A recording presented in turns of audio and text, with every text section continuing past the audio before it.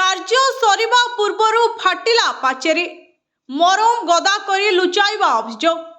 ଢେଙ୍କାନାଳ ଜିଲ୍ଲା ଭୁବନ ବ୍ଲକ ଅନ୍ତର୍ଗତ ଅଁଳଝରି ଗ୍ରାମରେ ଚାଲିଥିବା ମେଗା ଜଳ ଯୋଗାଣ ପ୍ରକଳ୍ପର କାର୍ଯ୍ୟକୁ ନେଇ ପ୍ରଶ୍ନ ଉଠିଛି।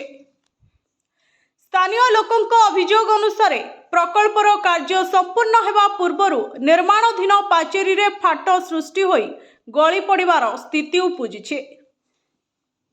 ଅଭିଯୋଗ ହେଉଛି ଭଙ୍ଗା ପାଚେରୀକୁ ମରାମତି କରିବା ପରିବର୍ତ୍ତେ ତାହାକୁ ଠିଆ ରଖିବା ପାଇଁ ମରମ ଗଦା କରାଯାଇଛି। ଏହା ସହିତ ଭଙ୍ଗା ଅଂଶକୁ ମରମ ଦ୍ୱାରା ଘୋଡ଼ାଇ ରଖି ପ୍ରକୃତ ସ୍ଥିତିକୁ ଲୁଚାଇବାକୁ ଚେଷ୍ଟା କରାଯାଉଥିବା ନେଇ ସ୍ଥାନୀୟ ବାସିନ୍ଦା ଅସନ୍ତୋଷ ପ୍ରକାଶ କରିଛନ୍ତି। ଗ୍ରାମବାସୀଙ୍କ ଦାବି, ଘଟଣାର ଉଚ୍ଚସ୍ତରୀୟ ତଦନ୍ତ କରାଯାଇ ନିର୍ମାଣ କାର୍ଯ୍ୟର ଗୁଣବତ୍ତା ଯାଞ୍ଚ କରାଯାଉ ଏବଂ ଯଦି କୌଣସି ଅନିୟମିତତା ହୋଇଥାଏ ତେବେ ଦାୟୀ ଠିକାଦାର ଓ ସମ୍ପୃକ୍ତ ଅଧିକାରୀଙ୍କ ବିରୋଧରେ ଆବଶ୍ୟକ କାର୍ଯ୍ୟାନୁଷ୍ଠାନ ଗ୍ରହଣ କରାଯାଉ। ନିମ୍ନମାନର କାର୍ଯ୍ୟ ଯୋଗୁଁ ଗ୍ରାମବାସୀ ଅସନ୍ତୁଷ୍ଟ ଅଛନ୍ତି।